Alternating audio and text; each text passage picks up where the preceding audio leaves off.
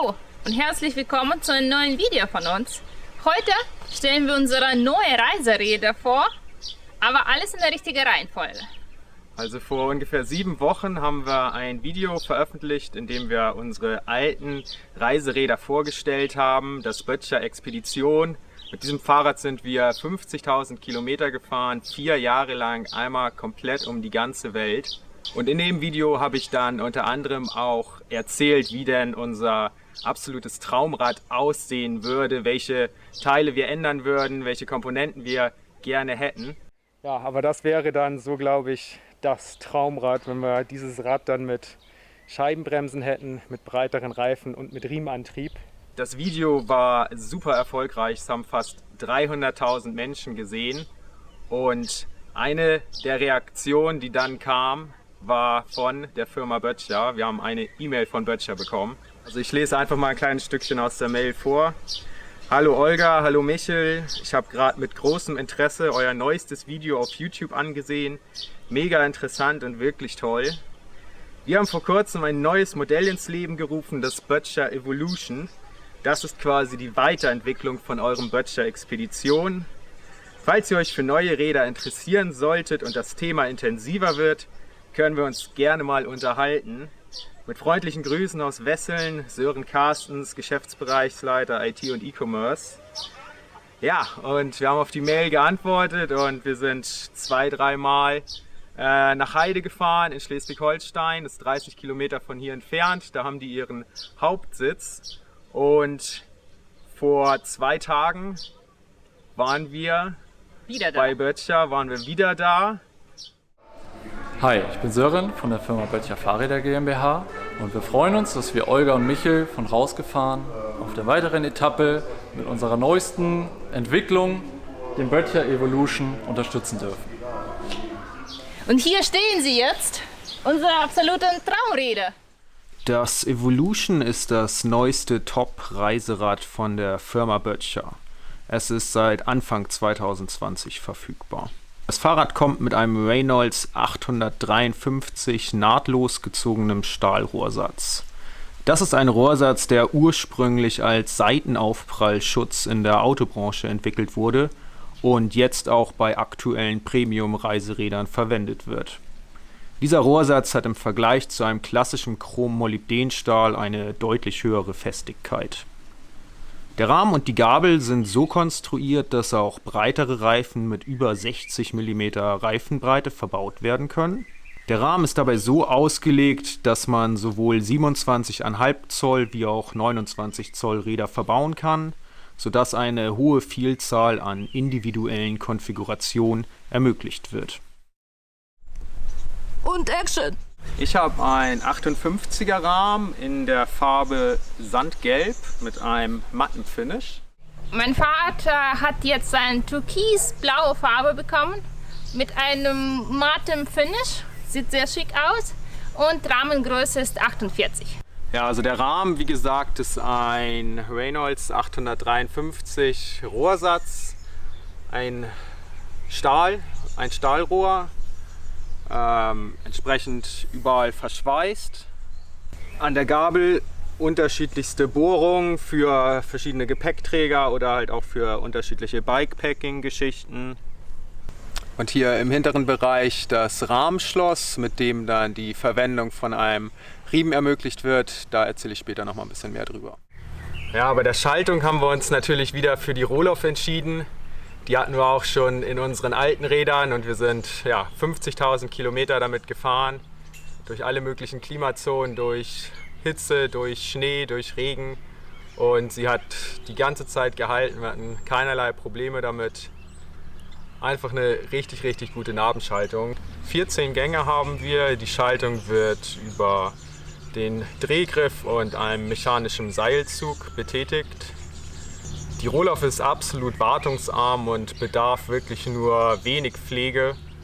Alle etwa 5.000 bis 10.000 Kilometer muss man einmal einen Ölwechsel machen. Das haben wir auch regelmäßig bei der alten Narbe gemacht. Das ist aber auch sehr leicht selber durchführbar. Das muss man noch nicht mal in der Werkstatt oder so machen. Und ansonsten ist da eigentlich nichts dran, was irgendwie kaputt gehen kann. Die Rohloff läuft und läuft und läuft. Keine Probleme, deswegen sind wir auch auf unseren neuen Reiserädern wieder voll mit der Rohloff dabei.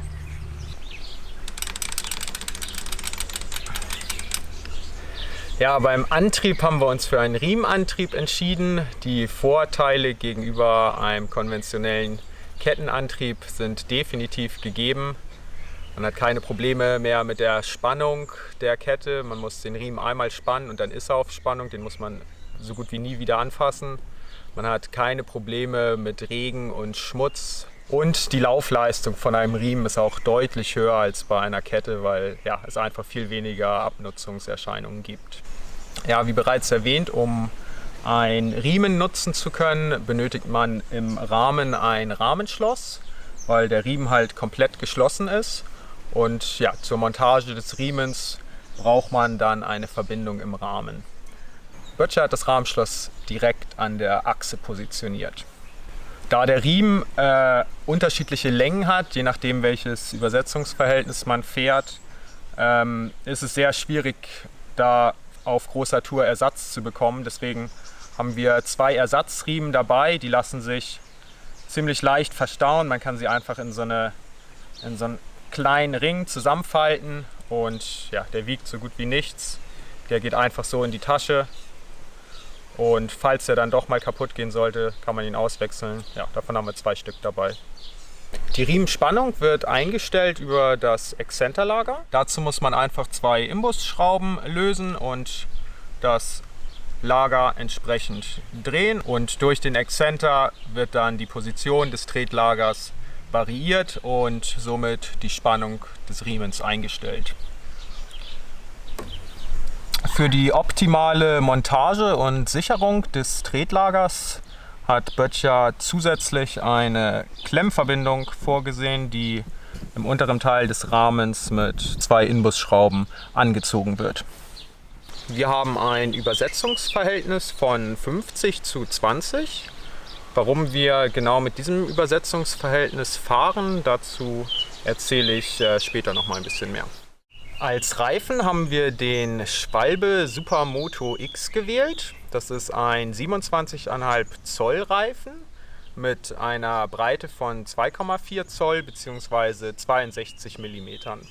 Es handelt sich dabei um einen Ballonreifen und das bedeutet, dass er halt sehr viel Volumen hat, und wenn man den Reifen mit 2 Bar fährt, was die untere Grenze ist, hat man halt im Gelände bzw. auf Schotterpisten ein sehr, sehr gutes Dämpfungsverhalten von diesem Reifen, und ja, der Fahrkomfort auf schlechteren Straßen nimmt halt deutlich zu. Zusätzlich macht der breitere Reifen es halt auch möglich, mehr durch Sand oder Schlamm fahren zu können. Auch da hatten wir in der Vergangenheit mit unseren alten Reifen, das waren halt schmalere Reifen, doch Probleme, und jetzt haben wir den schönen großen, breiten Reifen, womit man auch durch noch unwegsameres Gelände fahren kann.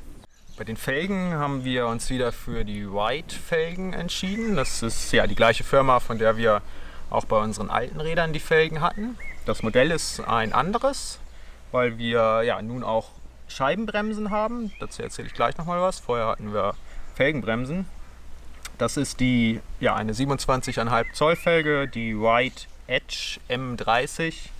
Das ist eine Aluminium-Magnesium-Silizium-Legierung, die da verwendet wird, mit allerhöchster Festigkeit. Und unter anderem auch im Bereich Mountainbiking eingesetzt wird und dementsprechend allerhöchste Anforderungen an Dauerfestigkeit erfüllt. Bei den Bremsen haben wir jetzt auf Scheibenbremsen gewechselt. Also bei den alten Fahrrädern war es jetzt nachher so, dass wir mit den Felgenbremsen die Felgen wirklich komplett durchgebremst hatten, und das natürlich der große Nachteil ist von Felgenbremsen. Das haben wir jetzt mit den Scheibenbremsen nicht mehr, und es ist halt auch einfach so, wenn wir diesen breiten Reifen haben wollen, das ist nicht möglich, diese breiten Reifen mit einer Felgenbremse auszustatten.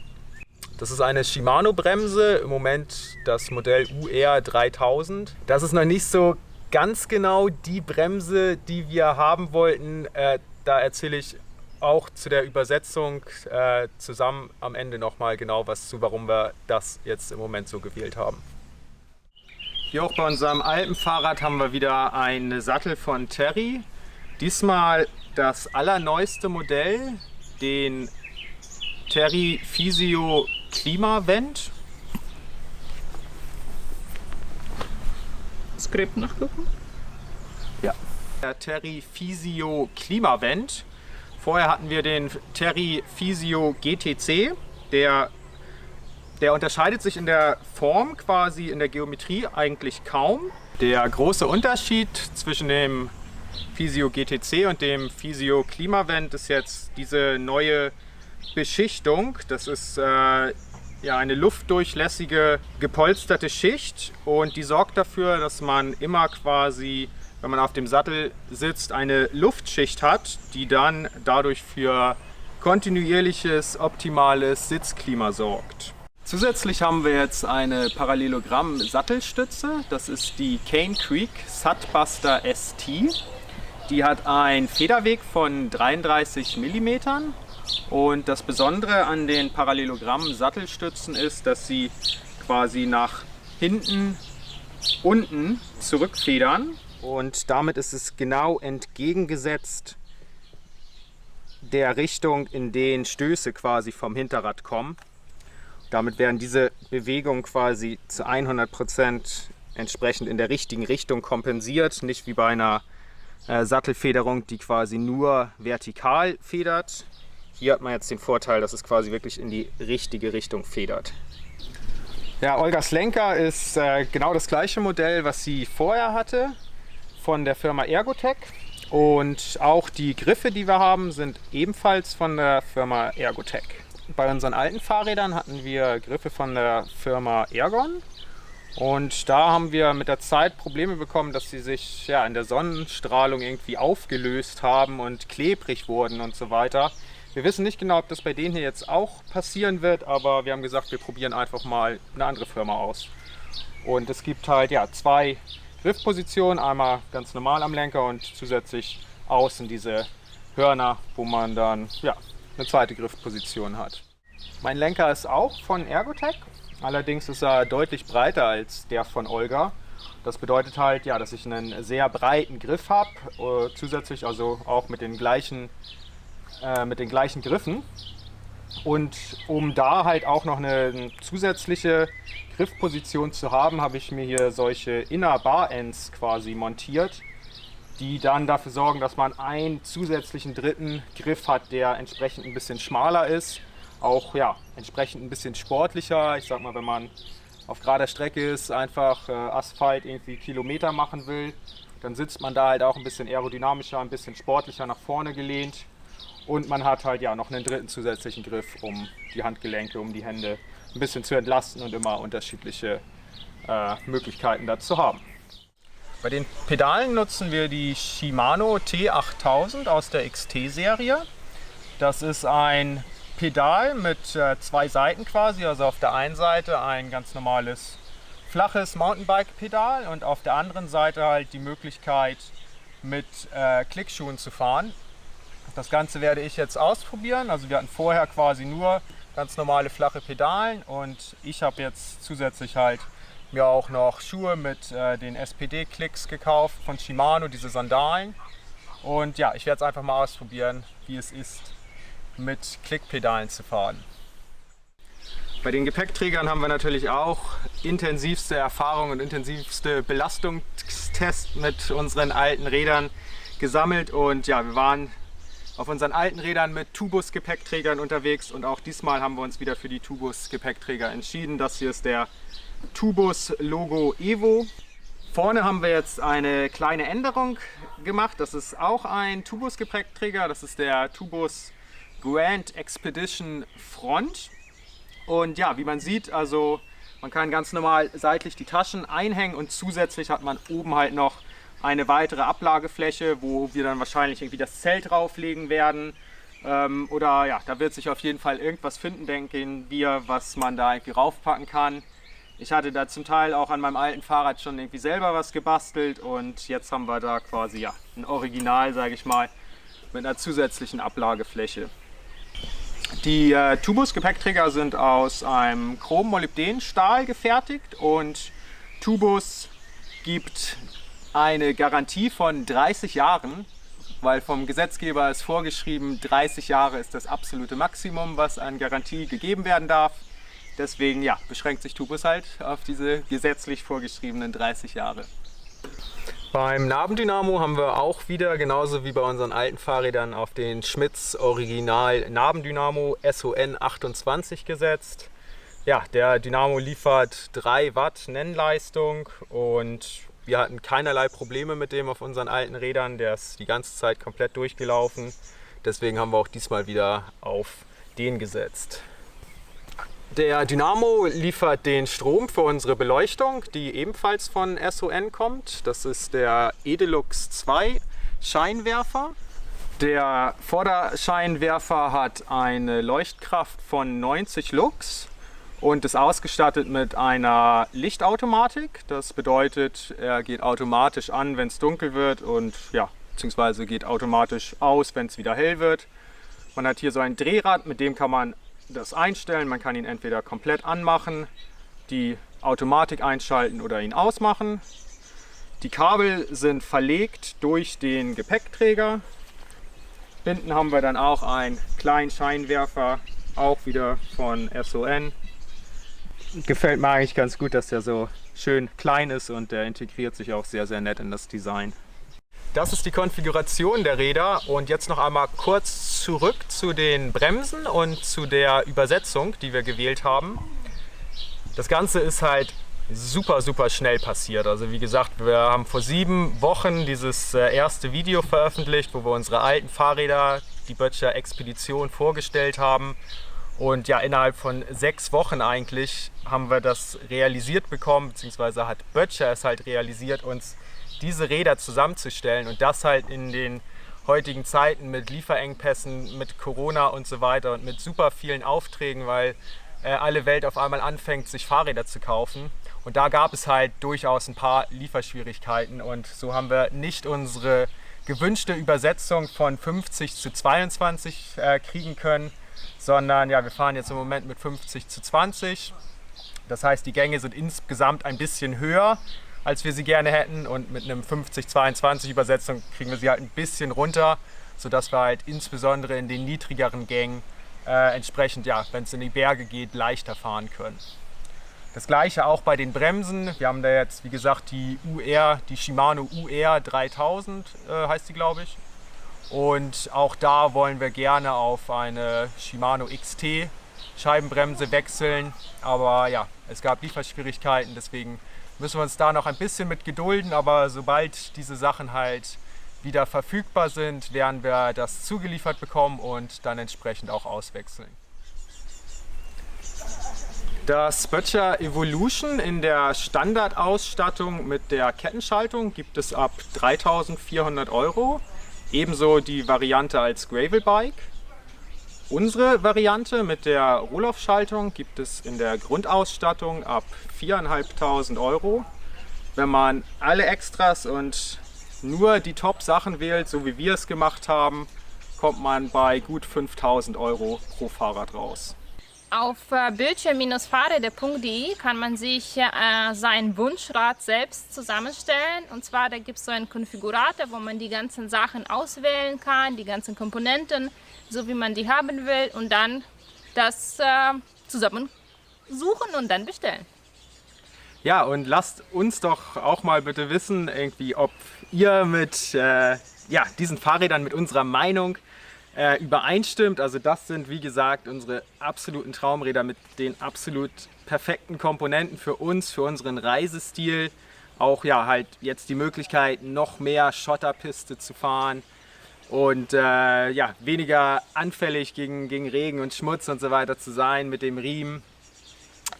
Lasst uns unbedingt mal wissen, ob ihr dieses Fahrrad auch genau so nehmen würdet oder ob ihr doch 1, 2 kleine Änderungen machen würdet, ob ihr doch irgendwie schmalere Reifen nehmen würdet oder noch breitere Reifen, oder ob ihr zufrieden seid mit Felgenbremsen oder ob es doch, wie bei uns, dann die Scheibenbremsen sein sollten.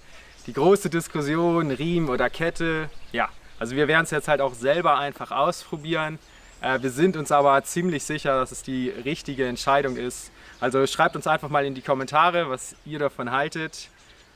Ja, an dieser Stelle natürlich nochmal ein riesengroßes Dankeschön an die Firma Böttcher.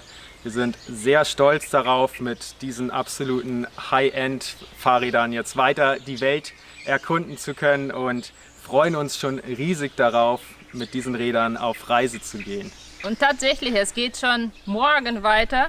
Es geht direkt los und zwar unser erster Ziel. Wir wollen durch Dänemark mit der Fähre nach Island und wir wollen mit den Rädern Island erkunden und die auf die harte Probe zu stellen, durch die spannenden Landschaften von Island zu fahren und sich langsam an das Fahrradreisen wieder zu gewöhnen.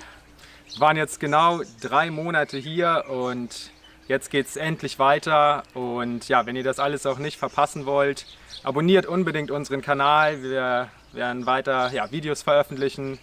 Auch die alten Videos noch mit unseren alten Fahrrädern, aber es werden natürlich auch neue Videos kommen mit den neuen Fahrrädern. Ja, einfach abonnieren, dann verpasst ihr nichts. Vielen Dank, dass ihr dabei wart. Genau, einen Daumen nach oben, wenn euch das Video, die Fahrräder gefallen haben. Vielen Dank, dass ihr dabei wart. Ciao. Bis zum nächsten Mal. Tschüss.